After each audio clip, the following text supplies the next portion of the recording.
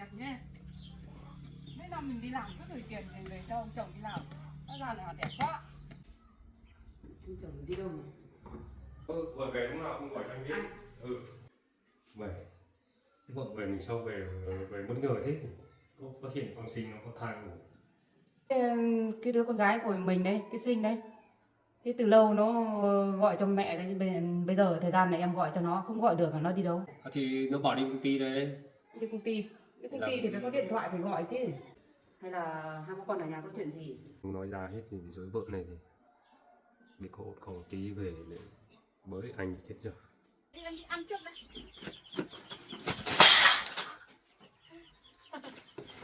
Chị bê lên trên kia cho em ăn nào. Đi.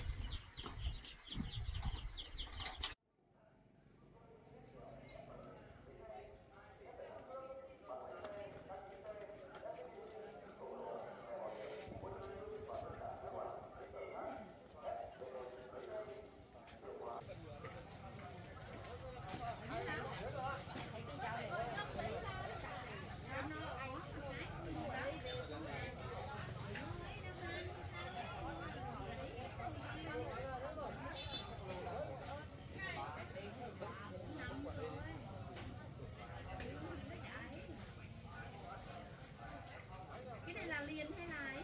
Cái này liền là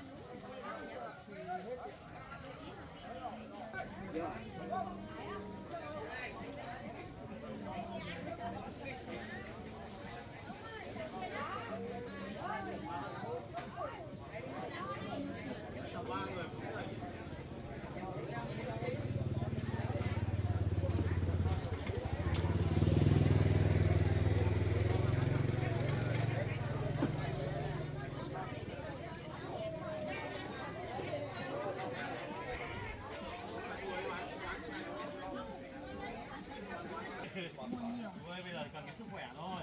Thế đúng rồi. Mua nhiều. Ăn đủ ăn. Ăn.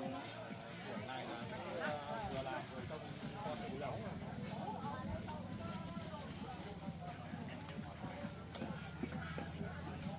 Cô lấy gì cô?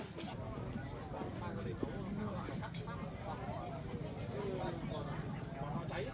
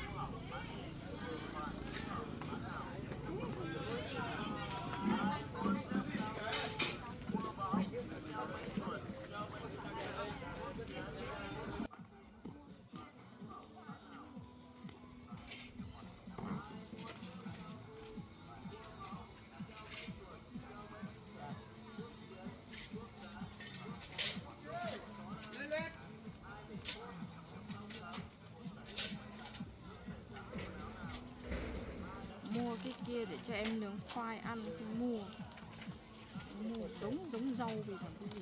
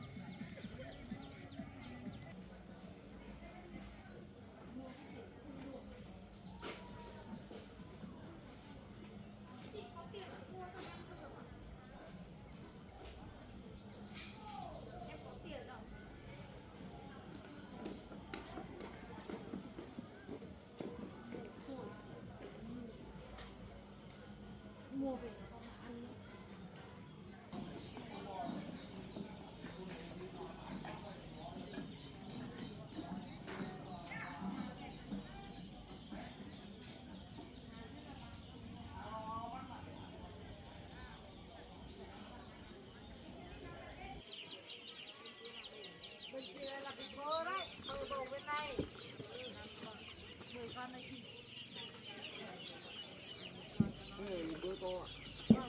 Đây là bên này ngan đi anh, bữa to bên kia đây anh. Bơ to đây. Đây. Này, anh nhặt bơ to vào đây, còn bao nhiêu con? Em đến nốt thì bán rẻ rồi. Giống như 5 cân. Em đến nốt 18 con. 10 thế là 200. Cái này thừa 8 túa đây, số túa mình vai tiền đâu ạ? Cái này chỉ thả túa. 8 túa mình có ăn sữa thì mình có chắc được nhưng mà mẹ mình hại thì mình hại thì ta cho nhau nữa. Hai sữa. Ăn phải thiếu nó. Cái ăn phải thiếu nó. Ôi nó có thả ôi dạ cái ăn thiếu nó có im làm nữa đó. Ông vậy là ông lại quá. Một con 2 giọt của em nhỏ làm gì mình ốp này. Cái cháu là một cho cô. Cầm to, cầm hạt to.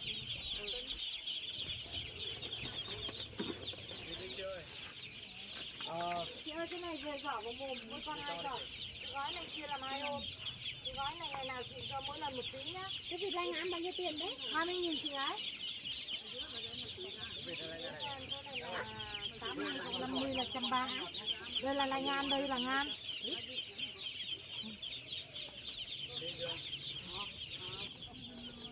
Chỗ kia là 11 con vịt nhỉ? Vâng, vịt thì 11 con là 220. Thuốc này là 50.000. 220 với 80.000 tiền cám là 300 là 350 nhỉ? Anh dán lại ở bên đấy.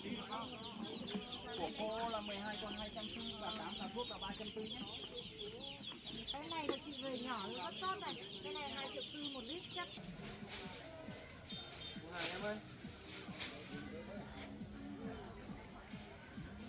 Hoài à?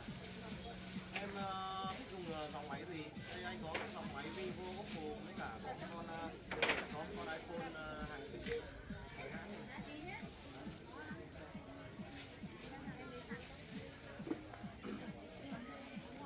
Con máy này là em dùng rất là nhanh, cảm ứng rất là mượt. Cái hộp sạc Đúng rồi, con này nó là máy đã dùng lướt qua rồi nhá, nhưng mà máy của nó còn đến 90%. Máy nó còn nguyên zin chưa hề sửa chữa đâu. Con này nếu mà em dùng trong tầm tiền từ tầm khoảng 4,5 triệu là em dùng con máy này là tốt lắm. Nếu mà em muốn mua cái máy đấy, con này anh bán 4,7 triệu, nếu mà em gái lấy thì anh có thể bớt cho em được 1-200, đấy em 4,5 triệu. Đấy, em cứ kiểm tra đấy, em kiểm tra máy. Hàng này anh vẫn còn bảo hành 6 tháng cho em. Vẫn còn bảo hành 6 tháng cho em.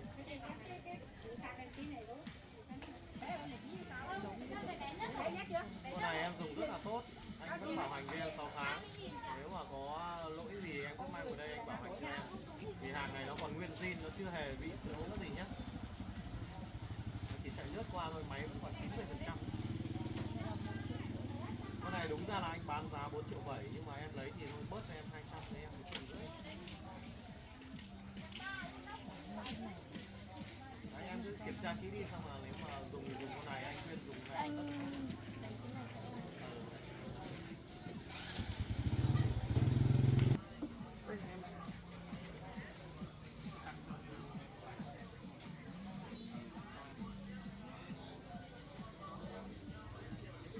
Em quyết định lấy máy này.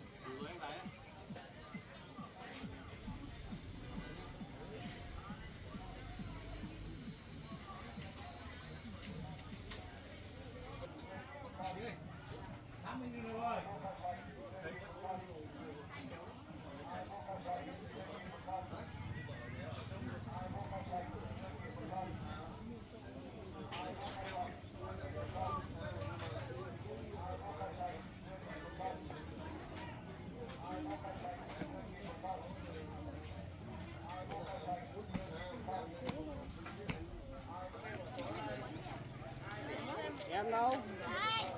Thằng Yên đâu? Không có thấy đâu. Thấy cái gì đây?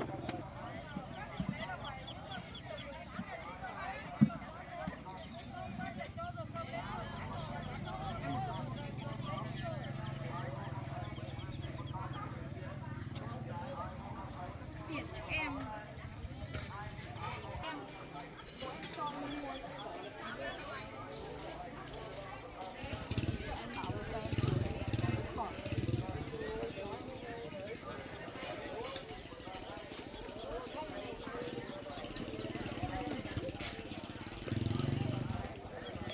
chưa mua cái gì để ăn.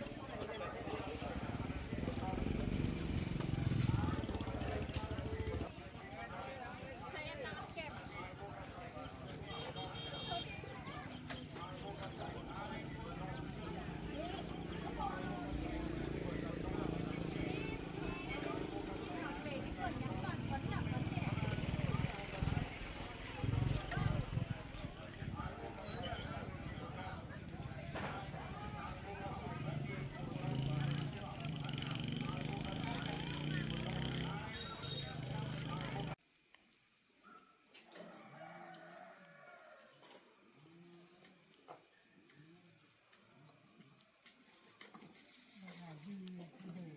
Dân làm khác quá nhỉ, đường khó đi, xe không có, gọi taxi cũng không có, mỏi hết chân.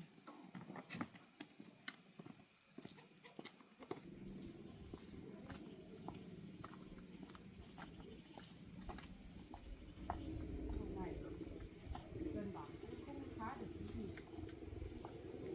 khó khăn.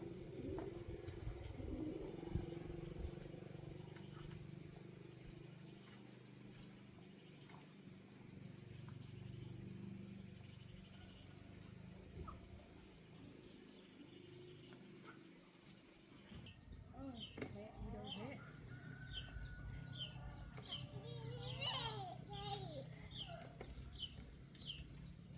Ôi nhà đẹp nhé. Mấy năm mình đi làm cứ gửi tiền về cho ông chồng đi làm. Nó ra nhà đẹp quá. Ôi rồi cái nhà công nhận đúng ý mình. Ông chồng làm được cái nhà tuyệt vời quá. Quá đẹp luôn. Chính tỏ ông chồng cũng thuê được đội thợ làm đẹp đấy. Công nhận nhà đẹp thật. Chồng không biết gì đâu.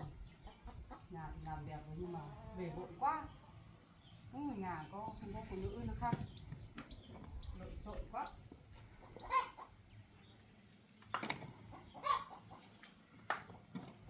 Mình chỉ là chồng coi nhà thì tạo bất ngờ cho ông chồng.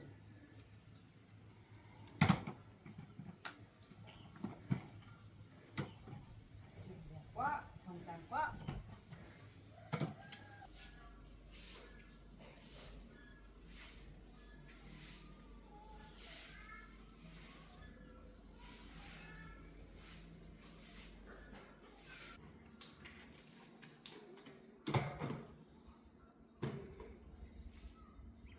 Ông chồng đi đâu nhỉ? Cửa thì mở ở đây, không thấy người. Nhà đẹp thế. Kêu chồng ở nhà tử tế, đàng hoàng quá. Anh Quảng ơi! Anh Quảng ơi!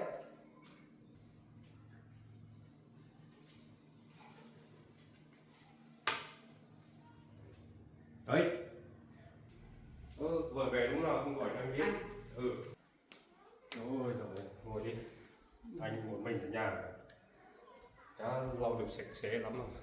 Thế thì tốt rồi anh ạ. Em cứ nghĩ là anh không làm ăn không chính đáng, em cũng còn lo nhưng mà đến hôm nay em về như thế này quá yên tâm. Như thế hài lòng chưa hay là được rồi. tiêu pha gì đâu. Chồng ở nhà tiêu pha thế thì thì làm em tin tưởng chồng người quá có rồi. tiền về cho anh lo cái nhà, làm nhà để cho em thôi, làm gì đâu mà tiêu.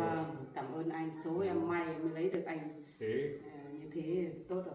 còn về còn bất ngờ đấy, không bảo anh biết nữa. Em muốn tạo điều kiện một tí cho anh bất ngờ một tí để cho vui thế mà, em phải đùa anh một tí thế mà. từ cái lúc gửi tiền về cho chồng làm nhà thì cứ nghĩ là chồng chỉ làm đơn giản thôi mà hóa ra ông chồng làm quá đẹp, quá bất ngờ. Như thế này quá ưng ý, hợp với mình. Rất cảm ơn ông chồng.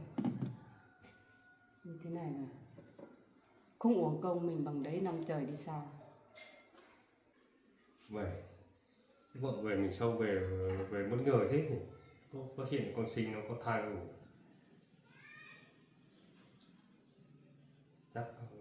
Chắc chuyện cái gì?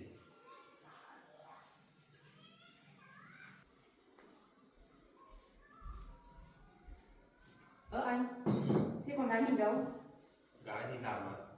Sao lại cho nó đi làm? Thế nó đi làm từ bao lâu rồi? Làm xóm mình thì thôi. Làm ở đây à? Vâng. Tối nó có về không? Tối con có về không? Tối về mà. Giờ mấy giờ rồi? Nó gọi con về không? Nó đi nó làm nó có giờ nó rất không nghỉ chứ là mình gọi nó xong nó cho về. Thế bây giờ anh ở nhà là một mình. Anh một mình chứ từ em đi giờ em chả một mình thì đi tìm ai? Thế không đi chơi bời ở đâu? Làm gì anh đi chơi bời thì bảo anh thế này kia rồi em lại cũng gửi tiền về cho anh. Đấy về nhà thấy anh chưa anh có đi chơi bời đâu. Như thế này thì em tin rồi. Mà lúc em nghi ngờ thì thôi em nghĩ vậy, nhưng mà đến bây giờ là vợ chồng như thế này thì cũng tốt rồi. Thôi những cái chỗ em nghi ngờ thì anh bỏ qua nhé. Như thế này cứ nghi ngờ bảo anh đi thế này kia mày có đi rồi lộ lắm, bao nhiêu tiền mày làm nhà sạch sẽ hết mày cái đi xa thì ai chả thế. Anh ở nhà anh cũng có lúc anh cũng còn nghi vợ nữa thì gì anh nghi, em cũng không nghi đâu mà em đi kiếm tiền anh nghi làm gì?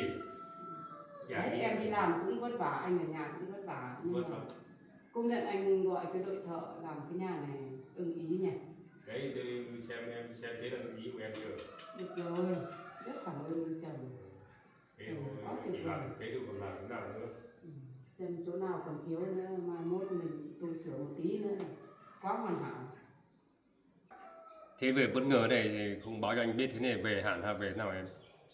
Thì em cũng nghĩ là về thăm chồng thăm con một thời gian xong là em cũng lại đi làm nốt cho nó đủ thời hạn thôi. Mình đăng ký bao nhiêu năm ấy. Thì em đi làm nốt cái thời gian mình đăng ký xong là em mới về. Chứ bây giờ em cũng đi lâu rồi, nhớ chồng nhớ nhà thì em về. Về thăm chồng thăm nhà vậy. Chắc là cũng nửa tháng hay là 20 ngày gì đấy. Lúc đấy thì em lại đi làm. Lúc đấy thì anh ở nhà anh cố gắng mọi thứ công việc anh lại làm, anh lại lo lót để cho em đi làm nốt cái thời gian hợp đồng. Em xin nghỉ hẳn rồi về nhà thì thôi, chúng ta cũng già rồi, vợ chồng mình cũng tuổi già rồi. Ở nhà mà trong nhà trong cửa bảo nhau mà làm thôi, em không đi nữa. Một thời gian em đi làm em chỉ làm cho nó hết thời gian thôi. Thời gian mình cũng nghèo thì bây giờ thì cho nên vợ chồng mình phải bố trí đi làm đi kiếm tiền đi làm nào. Có làm cũng đủ 3 năm không về không đi nữa. Vâng. Anh Em dặn cũng trước cố gắng thôi. không đăng ký làm chồng ở nhà cũng cố gắng mà vợ đi cũng phải cố gắng thôi. Cố gắng chứ anh có nhớ thì cũng cố gắng nén xong là để nó hết thời gian. Lúc rét anh ôm chăn anh ngủ mà cái gì đâu, ôm máy anh quen đấy. 2 năm đi bây giờ có 2 năm anh ôm 2 năm cái chăn bông ôm về như thành vợ. Thế không bảo em gửi thêm một cái chăn to to một tí để ôm cho bỏ. Trước vợ chồng mình mua đây, có đây, vợ mua cho anh có đủ hết đây. Và anh về không báo cho anh biết, nên là bất ngờ về này. Không sao đâu. Lâu lâu đi bộ một tí để thể dục. Biết nhà mình ở đây thể dục một tí để cho chồng bất ngờ. Thế đi xe khách à đi xe ôm về? Em đi xe khách về đến ngõ kia xong rồi đường hẹp quá không đi được, em phải đi bộ một đoạn đấy, từ đoạn đường khó đấy. Có người kia thì đường cách to không cua được đâu. Cái xe nó cũng bảo không vào được, thế là em xách vali đi bộ. Thế thì về từ một đoạn đường khoảng cây số thì ông gọi anh. Định gọi nhưng mà về nhà để cho chồng bất ngờ, tạo bất ngờ cho chồng một tí. Giận à? Trách mãi giận à? Chả giận đâu, cứ làm thế không hay đâu nhá, lần sau đừng có thế nhá. Được rồi, em biết thế được rồi, lần sau rất kinh nghiệm. Uống nước đi anh. Vâng, uống nước.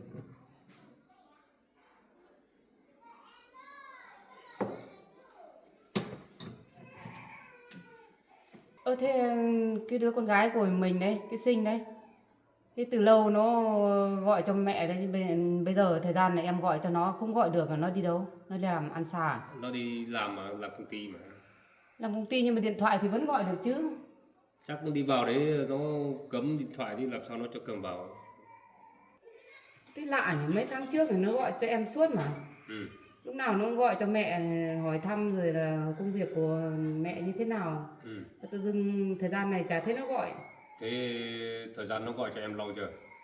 Cũng cách đây mấy tháng rồi, thế là em gọi không được thì em mới thấy sốt ruột thì em xin nghỉ về nhà thăm nhà đấy. Thế sao nó đi đâu anh cũng không biết à? Thì nó bảo đi công ty đấy. Đi công ty. Đi công Làm ty thì công phải ty. có điện thoại phải gọi chứ. Thì Hay nó là ở nhà? cách đây tầm 10 cây số gì đâu. À. Hay là ở nhà bố con có chuyện gì? Chả có chuyện gì. Thế con gái nó ở nhà nó có chuyện gì mà nó không gọi cho mẹ, xong là em gọi cho nó toàn thuê bao? Ừ. Hay là hai bố con ở nhà có chuyện gì? Có chuyện gì đâu, đi làm công ty mà. Lớn rồi thì sao quản lý được nó. Lúc đó phải đi làm, rồi mồm nói đi. Đúng là như thế đấy, nhưng mà nếu mà có chuyện gì thì anh đừng cứ giấu em nhá. Anh gì giấu em làm gì? Em thương nó còn không hết, nếu mà có chuyện gì thì phải bảo em để em còn giải quyết, chứ còn anh cứ như thế này là em hơi lo lo rồi đấy. Có gì đâu, đi công ty mà giấu em làm gì? Rồi nếu mà mọi thứ nó ổn, nó tốt thì không sao. Anh thấy lo lo sợ nó làm sao để em mới hỏi anh như thế thôi. Nhà mình thì cũng còn thiếu thốn đấy, nhưng mà em thì đi làm xa, còn con gái nó cũng lớn rồi thì giao con ở nhà cho bố trông, thì bây giờ anh phải có trách nhiệm phải quản lý nó, kể cả nó đi làm hay đi chơi thì anh cũng phải suốt ngày cũng để ý đến nó, rồi theo dõi xem nó làm công việc tốt hay nó làm gì thì anh cũng phải có trách nhiệm nhá, chứ không phải là nó lớn là nó biết cái gì cũng để cho nó làm là không được. Cứ phải lo cho con cái gì, nó lớn nó đi làm, một nó làm cho đến công ty nó an toàn cho mình, lo đi làm rồi em cứ về xa mệt lắm, về chút lo con làm gì. Lo chứ, nhưng mà em gọi không được như thế, nó có gọi về cho anh không? Hôm trước vừa gọi cho anh cả, anh gọi cho nó mà gọi bên nhà máy. Nó gọi cách đây bao lâu rồi? Anh được tầm tuần 2 tuần. Thế sao nó lại không gọi cho em nhỉ? Nó bảo máy công ty díu xong rồi đi làm cả đêm cả ngày đấy, lúc cả ngày nó cả đêm, cho nên là nó chắc có việc vấn đề đấy thôi. Nào em cũng về làm sao máy bay đi máy bay nữa, về đi xe buýt nữa mệt lắm. Em phải lo con sinh, học sinh nó lớn lo bụng nó làm, mình đi về mệt, cứ nghỉ ngơi đi, mày lo gì. Thế mà anh nói thế thì em cũng yên tâm một phần rồi. Thế thì anh làm gì thì làm, đi dọn dẹp đi, em đi thăm nhà một cái, cũng lâu lắm rồi, lúc tuần nhìn trên điện thoại, nhìn thấy nhà đẹp cũng thích rồi, hôm nay thực tế em nhìn như thế này em cũng hài lòng. Em đi thăm nhà một tí, anh dọn dẹp thì làm đi nhất. Em thiếu gì bổ sung nhá. Cứ từ từ anh ạ.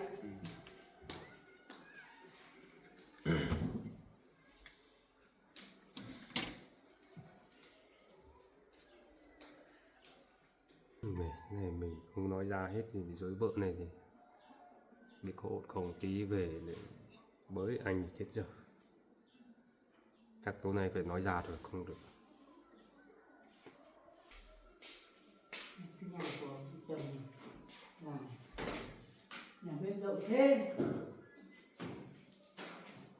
sạch sẽ hết. Muối mắm ăn thiếu nhiều thứ quá, ông chồng ở nhà không biết sắm muối mắm về ăn cho nó đủ. Cái này còn chưa lắp cửa nữa này.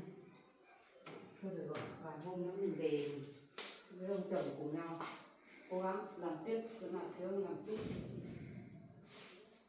Thế là cũng được rồi. Rồi đâu mình làm sau, bổ sung sau.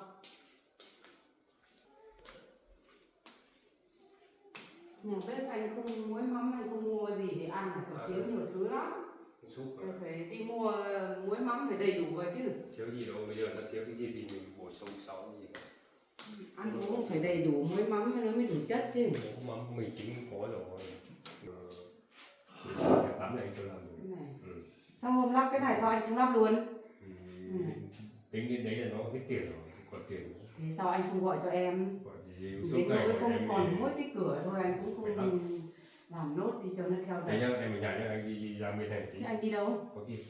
Em Đi bao nhiêu lâu thì về? chắc sắp tối em về. Tí về tức là em nghỉ xong nếu mà tập thấy khỏe thì ở cái tủ này có một ít thịt nữa thì ra và xào cho anh. Còn cái nồi cơm ấy thì cá cơm nhé. Anh đi em ở nhà nhá, chơi xong tí nữa. Anh phải đi đâu? Anh có tí việc ra cái đấy chắc Đi bao nhiêu lâu thì về? tiếng thôi. Em vừa mới về thì anh lại đi đâu? Bây giờ biết sao bây giờ có việc thì mới phải đi tí. Thôi được. Thôi thì anh cứ đi đi. Đi một tí xong về với em nhá. Thì anh phải luôn gì đâu. Em vừa mới về thì lại đi đâu? Đi nhanh nhanh xong về với em nhá. Cứ em thì nó bảo sang gặp nó tí có tí. Thôi được rồi. Đi nhá. Giờ anh đi ra bên kia có tí em ở nhà nhé. Vâng, thế anh đi xong việc xong về luôn nhé. Tí về tí về nhà sang cô đi ngã đi kia. Xong anh đi công việc quanh quanh đi xong là mai vợ chồng mình dọn dẹp cái nhà cửa dưới tầng Thôi dưới. cứ nghỉ là cái mai tối nay hết tính, không phải lo cái việc gì cả nhá. Thì em cũng đang bảo là ngày mai mà, thế anh cứ đi đi nhá. Nhà nhá. Em nghỉ ngơi một lúc xong rồi em nấu cơm chờ anh. Ở trong cái tủ ấy có một cái thịt lợn cho em nhá. Rồi em biết rồi. Thịt lợn nó cà chua ở trong đấy nhá. Rau xanh thì em ra kiếm một chút trong vườn không ít cái. Nhá. Anh đi đây. Vừa về lại đi việc. Đi tí có việc mà anh về luôn mà đi. Vâng vâng. Đi nhanh về nhanh nhá.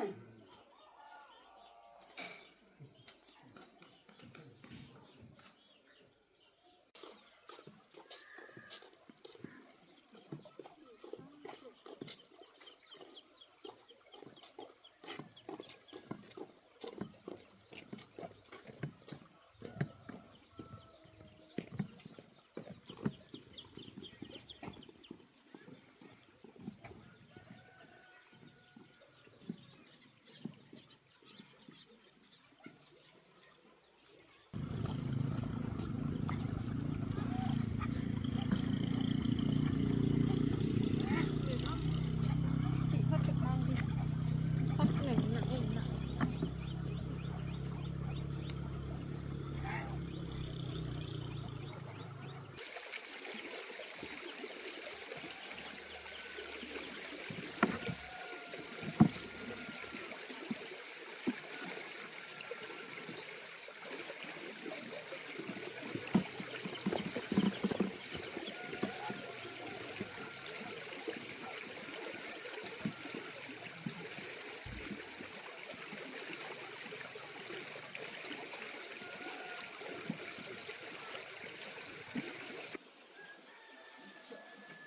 Ăn mua được cái gì ở đồng này.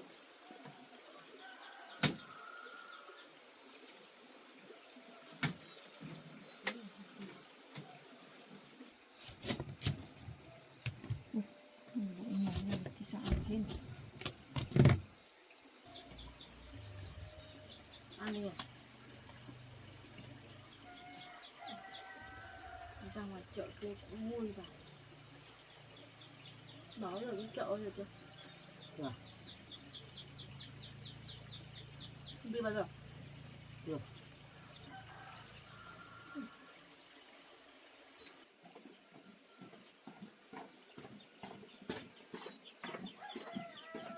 Em phải mua vịt về à?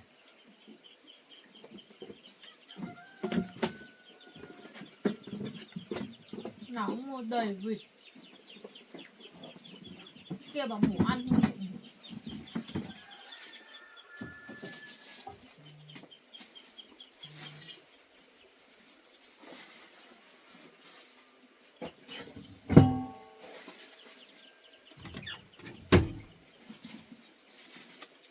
Cháu mua về lấy đun nước uống à?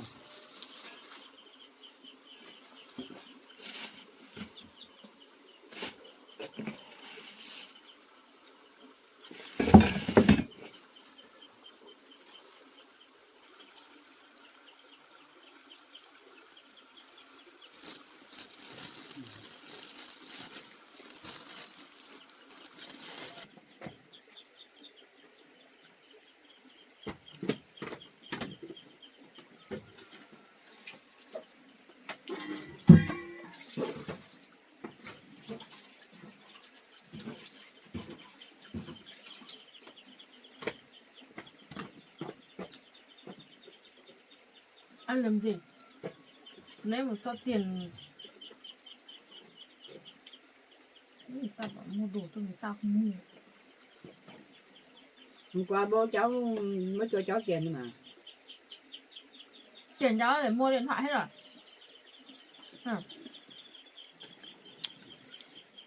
Cháu vừa mua điện thoại mới này. Nhưng Đẹp lắm. Mà biết bao nhiêu tiền không? 4,5 triệu đấy cháu mua ấy. Cháu mua ở chợ kia. Đẹp ơi là đẹp. Cái này là đẹp nhất ở cái chỗ kia họ mua, họ bán kia rồi.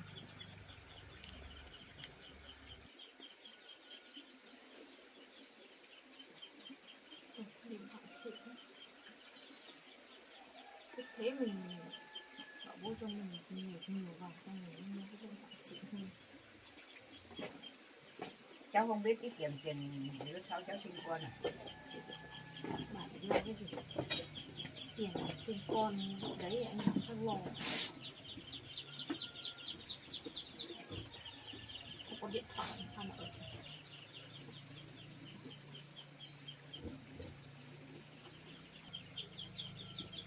Bà ngồi nhà mà chưa nấu cơm à? Chưa nấu đâu. Ngồi nhà làm cái gì? Không mà nổi cơm không nấu được. Bà không nấu thì nữa cháu tự nấu, cháu tự ăn. Hôm nay cháu ăn cơm riêng, cháu không ăn cơm với mọi người nữa đâu. Cháu không muốn ăn chung với bà với mọi người thì cháu nấu riêng ra cháu ăn đi. Có ai cấm cháu đâu. Nhiên rồi. Bây giờ cháu không ăn chung với mọi người đâu. Cháu mua được một miếng đậu phụ ngon lắm. Cháu tự nấu, cháu tự ăn. Nên cháu đi lấy cà chua nấu với. Cháu phải ngon lắm.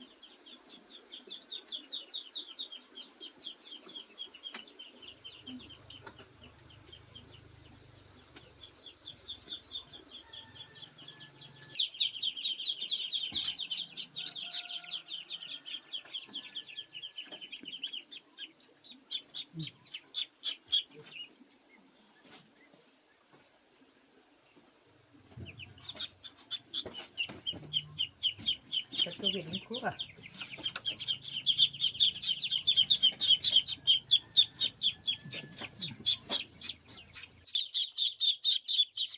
Cháu mua bao nhiêu con đấy?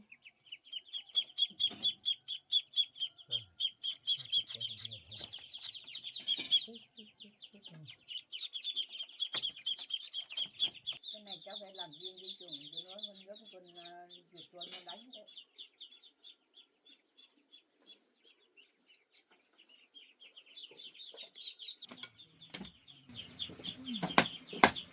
Bà này ra nó thấy là không bếp luôn. Còn cái bếp này có gì có.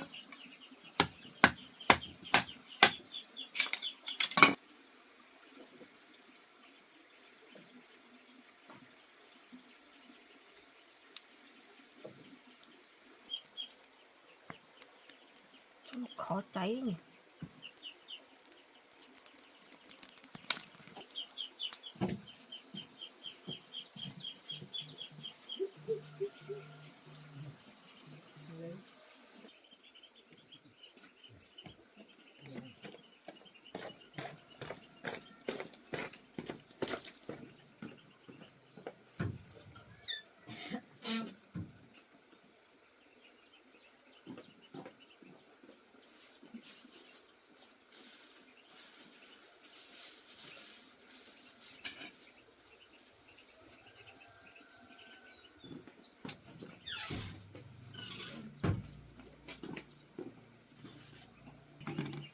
Lấy quả của em đi đâu?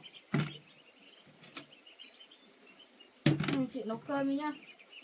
Em đi ra vườn thì em hái cà chua và nấu đậu phụ. Chưa, đói lắm rồi.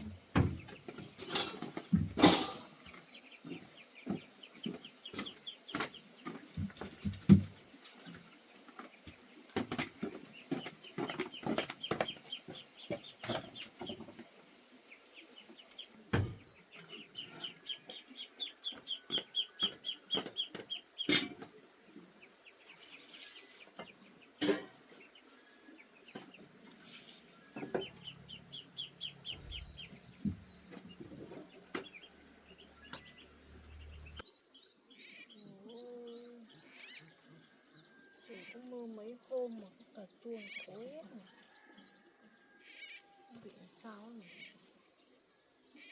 Mình ăn không?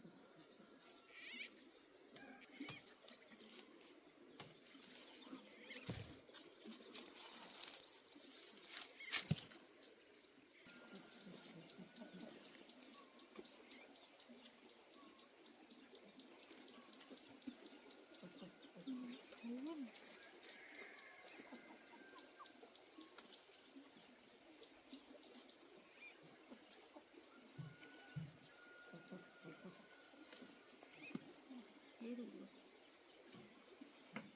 Ít rau này để nấu ăn.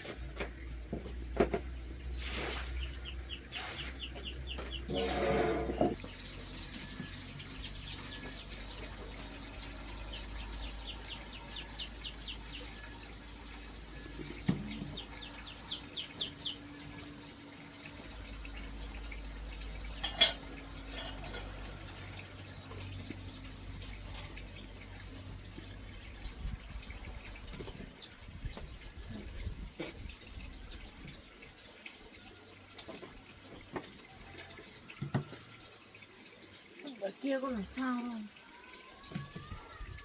Nó chị dọn.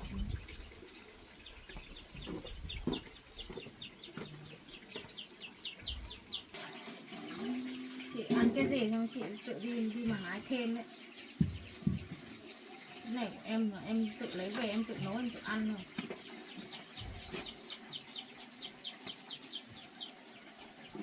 Nhưng chị đi tìm cái khác mà ăn được. Đấy bảo mua đồ ăn rồi ăn không mua.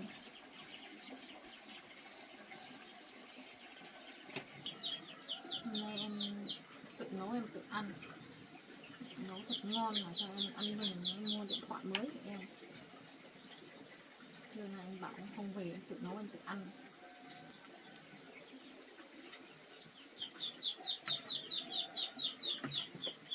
Cho cháu làm này. Này. Nhanh nấu cơm có thể ăn. Sáng đi cho mẹ đi tìm sao.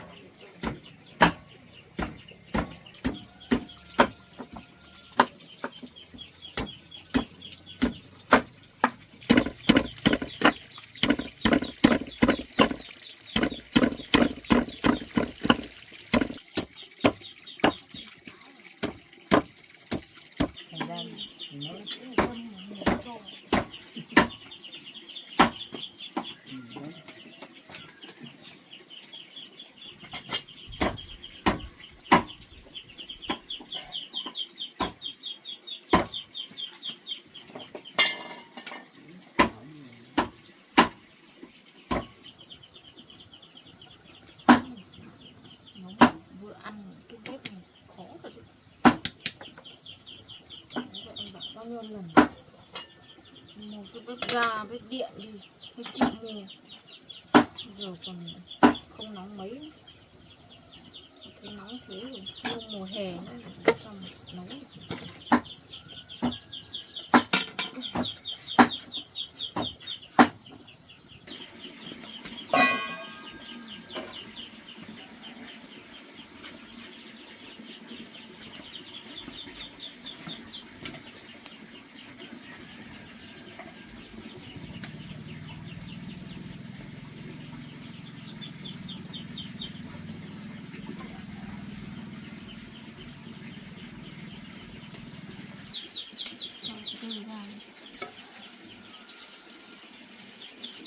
Mình nấu mình đổ không không được ăn này.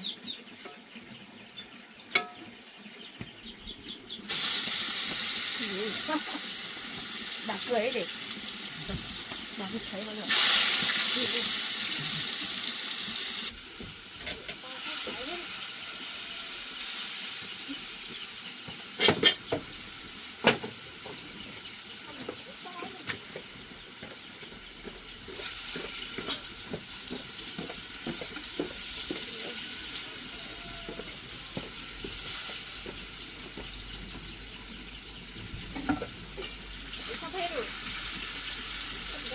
Ừ, chị mua cái chảo kiểu gì sắp cháy hết cả cái đậu của em rồi. Đi ra đi để em nấu ăn. Em lấy ra nó cháy phải là ăn nó cháy.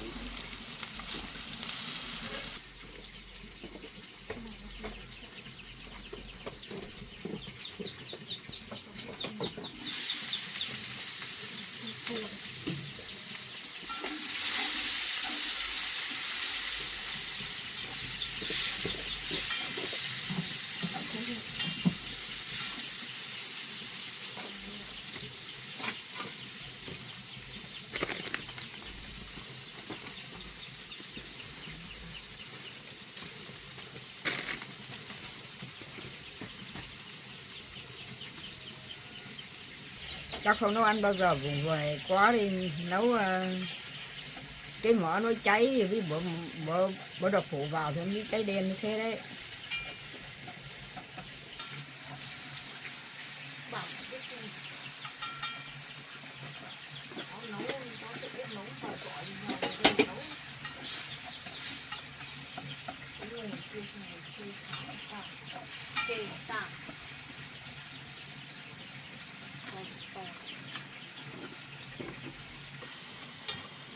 Chị thì dán cái miếng kia nhá.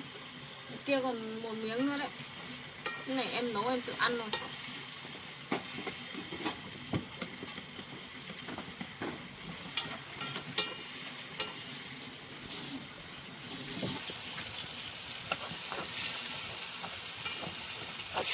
Ngon quá.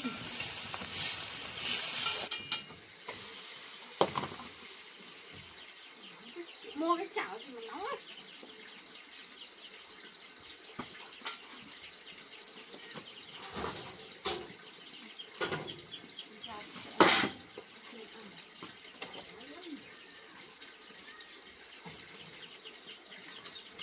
Miếng này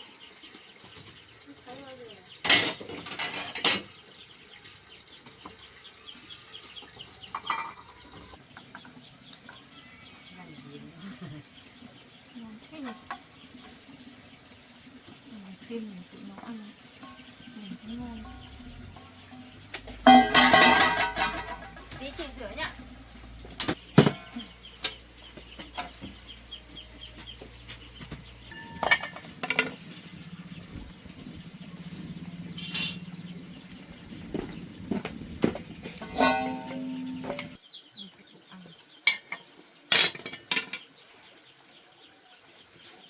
Nhìn kìa. Nằm kìa chị đi còn nữa em.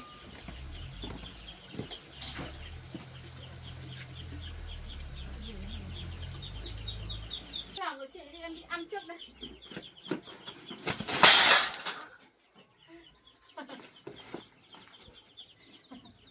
Cười gì?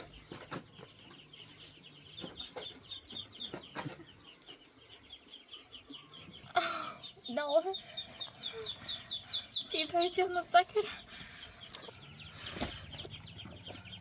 Đổ hết cả cơm cả canh ra kia rồi. Bà cười cái gì thì cháu ngã thích lắm à? Cháu thấy gì ăn một mình đó.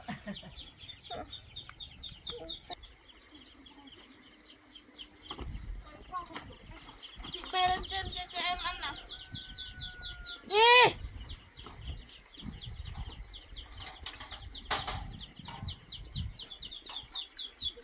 Bữa cơm ngon. Em ra đây ngã một phút thế này. Thôi. Chờ tí nữa chị nấu cho ăn đi.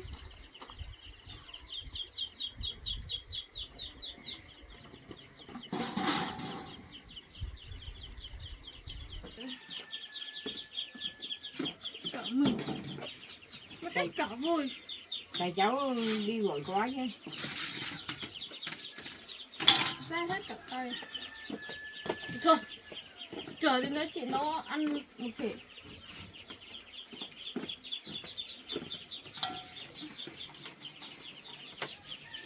Hết cả thịt đi.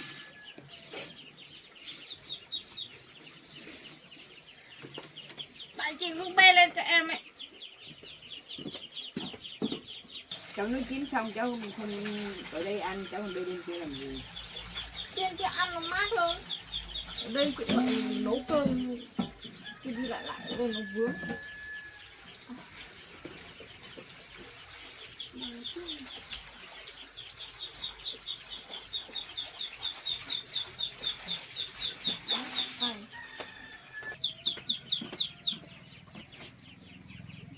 Sao đó? Quá. Đọc cái sao? Mình rơi hết rồi.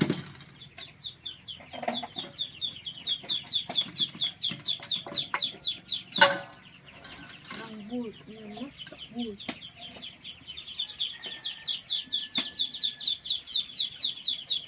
Tôi bảo đi ra ngoài đi, cháu ngồi đây ăn cơm. Ra đi. Cháu ngồi đấy cháu ăn, bà ngồi đây nhưng mà có việc gì cho cháu đâu. Nó hơi vướng. Bà đi ra bên kia ngồi đi.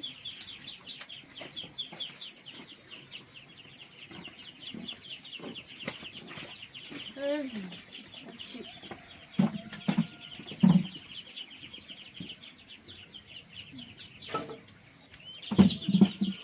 Cái này mà đổ ra kia.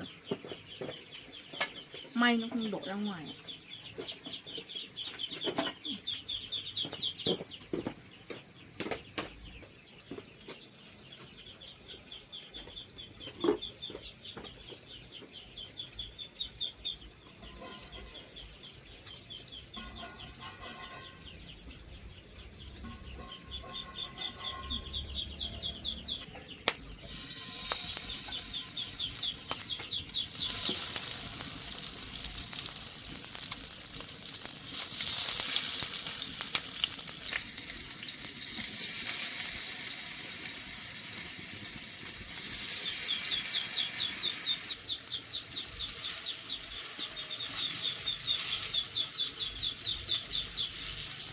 Đây, cháu xem cháu bệnh dáng của giống cháu đâu có cháy đen xì đâu.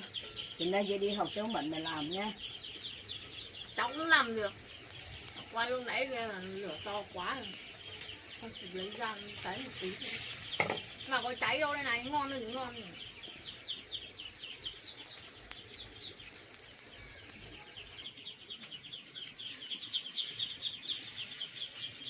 Đấy. Bà chịu khó chờ nha. Trời chịu cho nó ăn cho. Thì cháu tự nấu tự ăn. Nó suất của bà đấy đâu. Rồi cháu cũng tuyên bố với cả nhà là như thế. Bây giờ cháu tự nấu, cháu tự ăn. Bố cháu bảo thế rồi. Không cần phải bà với chị Tiên nấu cho ăn nữa đâu.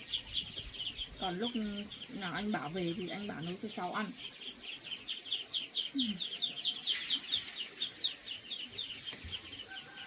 Tùy cháu thôi, cháu thích nấu thì cháu thích nấu thì cháu tự nấu ăn.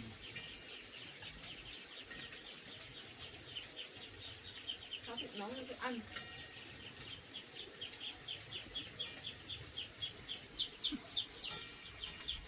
Qua là lúc nãy kia là hơi lỗi một tí thôi.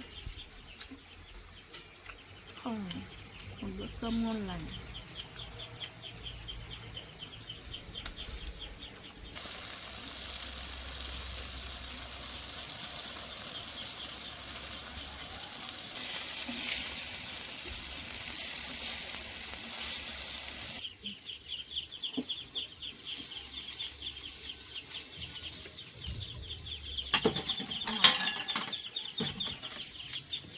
Ngon quá. Bà ơi, tí bà dọn cho cháu nha. Ăn no cháu đi ngủ ấy. Nó dọn đi. Em chỉ nấu xong rồi ăn không rửa được đâu. Mệt lắm. Ăn xong no rồi mệt lắm.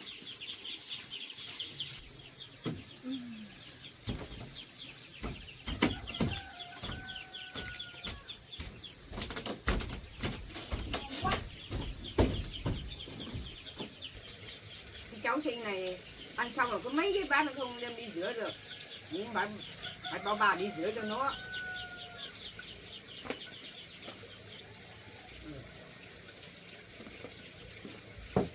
Nó lười cơ mà.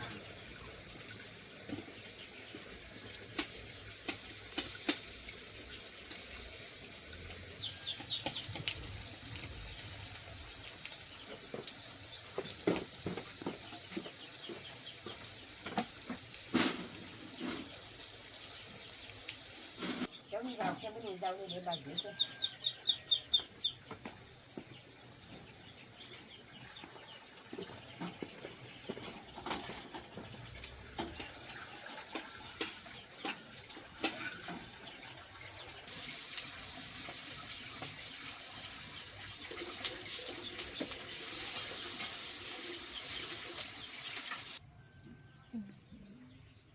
Điện thoại đẹp ơi là đẹp. Xem có cái gì hay không.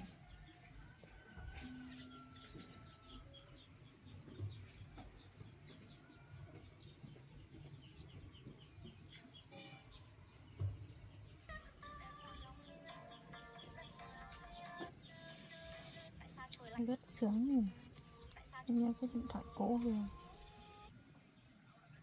Chà, cuộc sống của mình lại trở về như xưa rồi. Hôm trước không có điện thoại dùng sắp phát điên.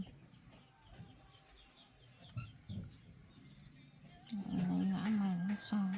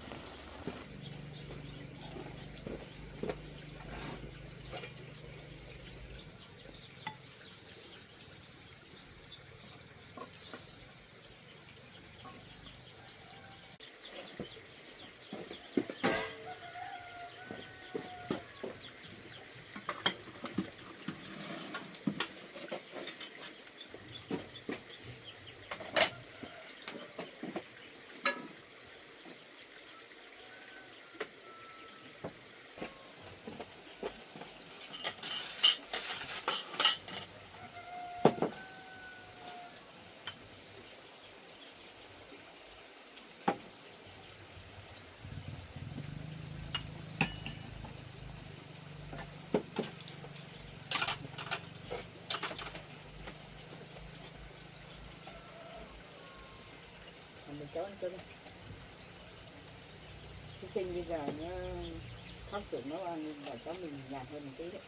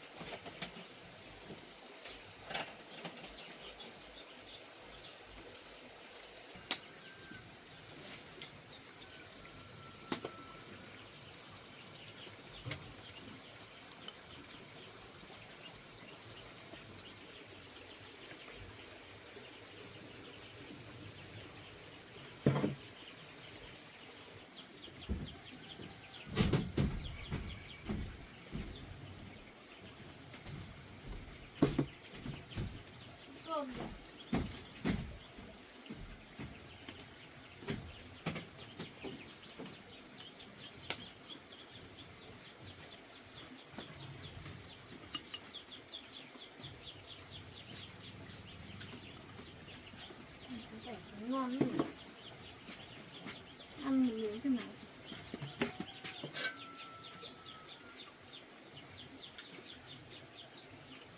Ngon lắm. Chị nấu ngon hơn của em không? Của em cái nấu nhanh quá nó cháy. Ngon thế. Ngon à?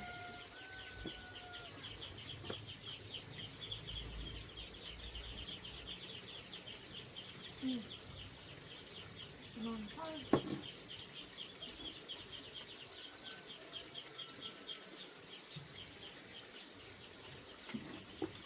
Rau ngon rồi.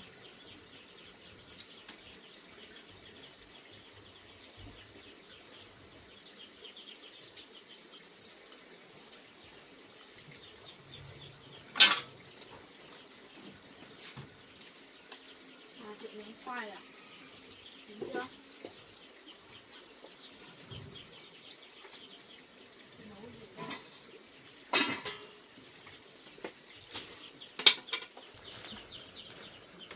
Ôi, chị nướng mấy cái củ khoai này nó ngon thế mà chị không gọi em xuống ăn.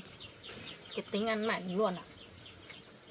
Đấy rõ ràng mà mua về cho em ăn. Ôi trời ơi, sao mà ngon thế. Ăn này ngon thế.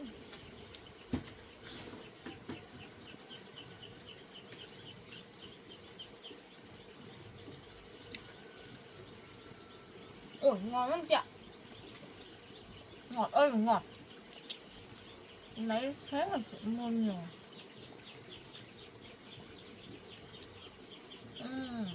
Ngon hơn cái khoai của chị chồng ấy. Ngọt ơi là ngọt luôn.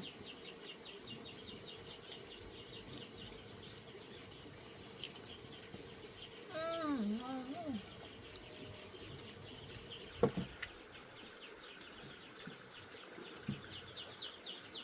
Thế giờ chị ăn cơm no chị đừng có ăn nữa. Cái này để cho em ăn hết đấy. Là em bảo chị mua về mà.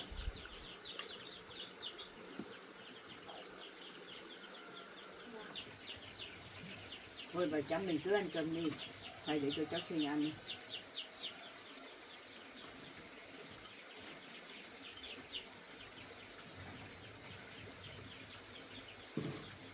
Ngon thế.